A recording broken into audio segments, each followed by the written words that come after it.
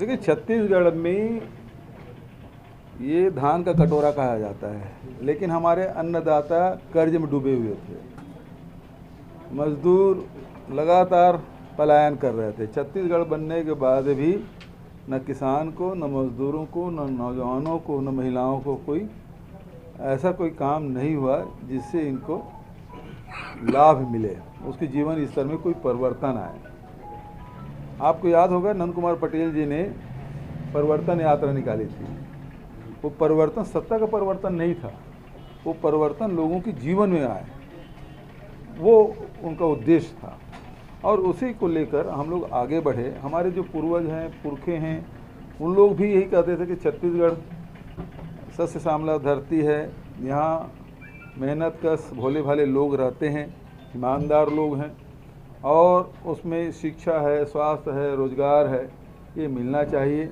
यहाँ खनिज संपदा है, यहाँ नदियाँ हैं, जंगल है, सबका लाभ यहाँ के छत्तीसगढ़ के लोगों को मिलना चाहिए। लेकिन 18 साल तक के लोगों को लगा ही नहीं कि छत्तीसगढ़ में उसको कोई हिस्सेदारी है, उसको कोई लाभ हुआ है। केवल चाउर वाला बाबा मिला जो कि नान घोटाला किया, नान, खदान, धान, सब में घोटाला हुआ। हमारी सरकार बनी 2018 में, उसके बाद से आप देखेंगे किसानों के ऋण माफ़ी हुआ, 25 रुपये क्विंटल में धान खरीद किए, अन्नदाता के पास पैसा पहुंचा। फिर जो लघु अनुपज है वो 7 प्रकार खरीदी थी, वो 65 प्रकार की किए। तेंदुपत्ता 4000 प्रति मानक बोरा के दर से खरीदा गया। तो जो लघु अनुपज संग्राहक है, चाहे आदिवासी हो चाहे परंपरागत रूप से निवासी लोग, वहाँ उन सबके आर्थिक स्थिति में सुधार हुआ। फिर गोधन न्याय योजना हमने लागू की। तो एक तरफ गोबर बेच के भी पैसा कमाया जा सकता है, पूरी दुनिया को हमने बताया। लोगों के जीवन में परिवर्तन आया, उससे उसकी आमदनी बढ़ी। फिर आप देखेंगे कि गोधन न्याय योजना के कारण से पशुपालन की तरफ लोगों को रुझान बढ़ा और दूध उत्पादन भी बढ़ा है। तो एक तरफ धान का उत्पादन बढ़ा, दूसरे तरफ दूध उत्पादन बढ़ा, तीसरे तरफ लघु अनुपज का भी संग्रहण अधिक हुआ और उसका लाभ लोग ले रहे हैं। और आप देखेंगे कि पूरे बस्तर से लेकर सरगुजा तक लोगों के आय में वृद्धि हुई, हर वर्ग के आय में वृद्धि हुई। लोगों के पास पैसा आया तो व्यापार, व्यवसाय, उद्योग भी फला फूला। इसमें झूठ क्या है? उसमें झूठ क्या है? हमने भारतीय जनता पार्टी 450 वर्ग किलोमीटर का लेमरू एलिफेंट का स्वीकृति दिया, लेकिन नोटिफिकेशन नहीं किया। 2007 से अनुमति मिली भारत सरकार से और 2018 तक नोटिफिकेशन नहीं किया। हम 1950 वर्ग किलोमीटर का नोटिफिकेशन किया है। वो 450 का अनुमति लेकर रखे थे, उसको नोटिफिकेशन नहीं किया। हम 1950 वर्ग किलोमीटर का नोटिफिकेशन किया। और यदि अभी पेड़ कटाई की बात है तो ग्राम सभा से ही पारित हुआ है तब के। तो नियमों का कहीं कोई वायलेशन हमने नहीं किया है, बल्कि जितने खदान थे उसको जो लेमरू एलिफेंट में आता था उसको हमने रोका है। भारत सरकार को भी कहा है कि भाई जो आपने पर्यावरण स्वीकृति दी है उसको निरस्त करें। और कैसे कर सकता है भारतीय जनता पार्टी? कैसे बोल रहे हैं कि झूठ बोल रहे हैं? हाँ, तो यही बात तो मैं उसमें भी बोला राहुल जी के साथ। कोई पत्रकार थी, महिला पत्रकार, जो पूछ रही थी, तो मुझे बोला गया तो मैं बताया ये सब चीज़ें। तो हम तो नियम पर, चाहे भारत सरकार के नियम हो चाहे वो राज्य सरकार के हो, सबका हम पालन कर रहे हैं। रोज वीडियो हम मीडिया में आ रहा है, 48 महीने में 48 उपलब्धि गिना रहे हैं, है ना। भारतीय जनता पार्टी को दिखाई नहीं देता। मैं तो कल भी बोला भैया वो लाभ जो हम दे रहे हैं राजीव गांधी किसान न्याय योजना का, उसका लाभ मिल रहा है कि नहीं मिल रहा है भारतीय जनता पार्टी के नेताओं को? तो मिल रहा है तो फिर उस बात को कब उल्लेख करेंगे? देखिए, चीन लगातार हमारे देश के सीमाओं पे अतिक्रमण कर रहे हैं। लगातार कांग्रेस पार्टी, हमारे नेता राहुल जी इस बात को उठाते रहे। कल मैं एक वीडियो देख रहा था जिसमें अरुणाचल प्रदेश के सांसद है जो बीजेपी का है, उन्होंने कहा कि दूसरा डोकलाम अरुणाचल प्रदेश में होगा यदि वीडियो सही है तो इस प्रकार की बात, मतलब भारतीय जनता पार्टी के अंदर भी उसके सांसद इस प्रकार से जब बात कर रहे हैं इसका मतलब यह है कि स्थिति ठीक नहीं है। और इस मामले में यदि खड़गे जी विपक्षी नेताओं की बैठक कर रहे हैं तो बहुत गंभीर मामला है। देश की सीमाओं के साथ किसी प्रकार की छेड़खानी बर्दाश्त नहीं की जाएगी। केवल पाकिस्तान की बात नहीं है, दूसरे देश भी यदि इस प्रकार से करते हैं तो फिर लाल आंख दिखाने वाली जो बात है वो करनी चाहिए। आप आपत्ति भी दर्ज नहीं कर पा रहे हैं और आज अब सोशल मीडिया में तो बड़े सक्रिय हो गए हैं। भारत के जो सेना है वो दुनिया के सर्वश्रेष्ठ सेनाओं में से एक है। उसकी क्षमता पे कोई प्रश्नवाचक चिन्ह नहीं लगा सकता। लेकिन जो राजनीतिक बात करना है, जो कूटनीतिक बात करना है, वो तो भारत सरकार करना पड़ेगा ना। सेना तो लड़ती है, लेकिन जो कूटनीतिक बात करना है, राजनीतिक बात करना है, वो तो भारत सरकार करनी पड़ेगी। चुप क्यों है, सवाल इस बात का है। तो भाई एक तो हमने प्रस्तुत किया है, जब तक कि नहीं आएगा हमारे हाथ में, राज्यपाल के जब तक के वो हस्ताक्षर करके नहीं भेजेगी तब तक हम काम कैसे करेंगे। ये तो प्रदेश की जनता के साथ मजाक बना रखे भारतीय जनता पार्टी के लोग, क्योंकि वो आरक्षण की विरोधी है। अजय चंद्राकर का विधानसभा का बयान निकाल के देख लीजिए, उसे भाषण की कापी निकाल के देख लीजिए।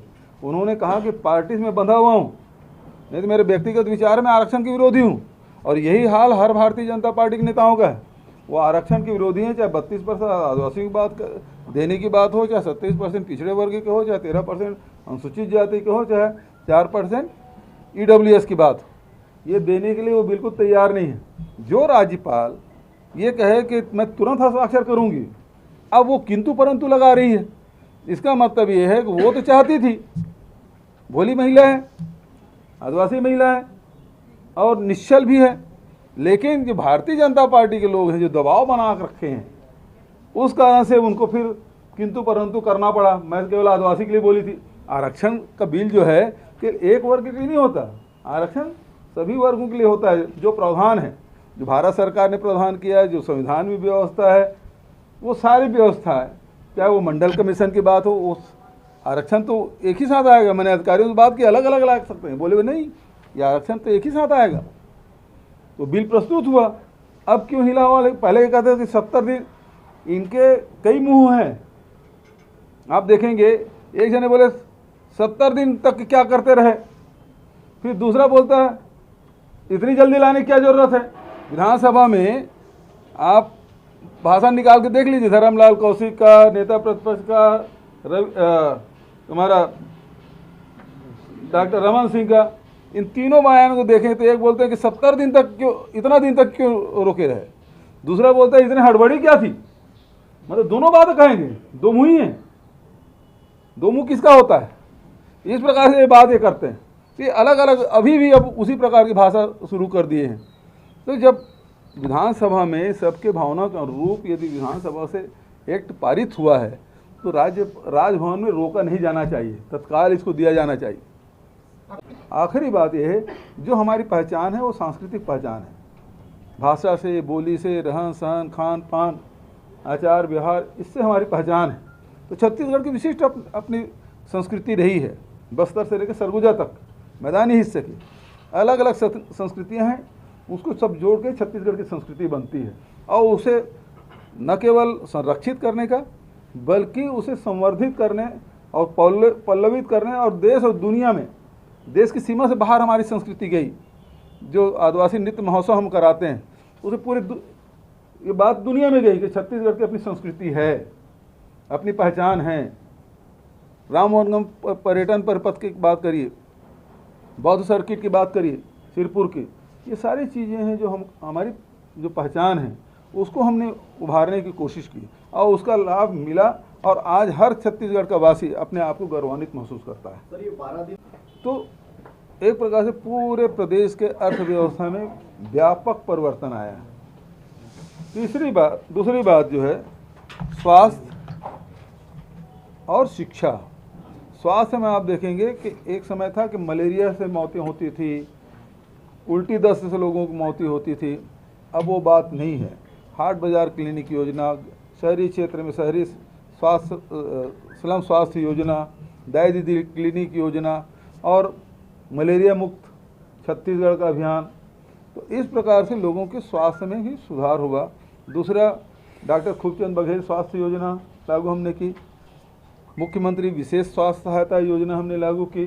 सैकड़ों ऐसे लोग हैं जिसके 10-10, 15, 17, 18 लाख तक के लोगों को सहायता दी गई, जो बीमार पड़ते थे, जिनकी आर्थिक स्थिति ठीक नहीं थी। और अच्छे अच्छे लोगों के, जो मिडिल क्लास के लोग भी हैं, बड़ी बीमारी हो जाए कहाँ 15 लाख 20 लाख रुपए इकट्ठा कर पाएंगे। तो ऐसे समय में सरकार उनके साथ खड़ी हुई। तो स्वास्थ्य की दिशा में, शिक्षा में, पिछले सरकार में तो 3000 स्कूल ही बंद कर दिए थे, जो बेसिक जो उनको ज्ञान होना चाहिए उन बच्चों से वंचित किया गया। और हमने जो स्कूल बस्तर में आप देखेंगे, जो 600 गांव उजड़े थे, उसमें से 260 स्कूल हमने शुरू कर दिए। स्वामी आत्मानंद अंग्रेजी स्कूल खोला, यूनिवर्सिटी खोले, कॉलेज खोले, एग्रीकल्चर कॉलेज, हार्टिकल्चर कॉलेज, और उसके साथ मेडिकल कॉलेज। 15 साल में जितना ये लोग मेडिकल कॉलेज नहीं खोले, उतने 4 साल में हमने मेडिकल कॉलेज स्वीकृति कराई और उसकी स्थापना की और वो पढ़ाई शुरू हुई। तो इस प्रकार से चाहे वो हायर एजुकेशन हो, चाहे स्कूल एजुकेशन हो, सबके ऊपर विशेष फोकस किया ताकि शिक्षा, स्वास्थ्य और रोजगार ये प्राप्त हो सके। नौजवानों के लिए रूरल इंडस्ट्रियल पार्क हमने लागू किया, ये बहुत महत्वपूर्ण है। आज रोजगार के लिए भटक रहे हैं, राहुल गांधी जी पूरे देश में पद यात्रा कर रहे हैं, किसके लिए? महंगाई और बेरोजगारी के लिए, देश के नौजवानों के लिए। हमने 300 रूरल इंडस्ट्रियल पार्क 2 अक्टूबर के उसका भूमि पूजन किया है, उससे लोगों को रोजगार मिलेगा। तो इस प्रकार से ये महत्वपूर्ण कदम, मतलब हर क्षेत्र में हम लोगों ने जो कदम उठाया है उसका भरपूर लाभ। और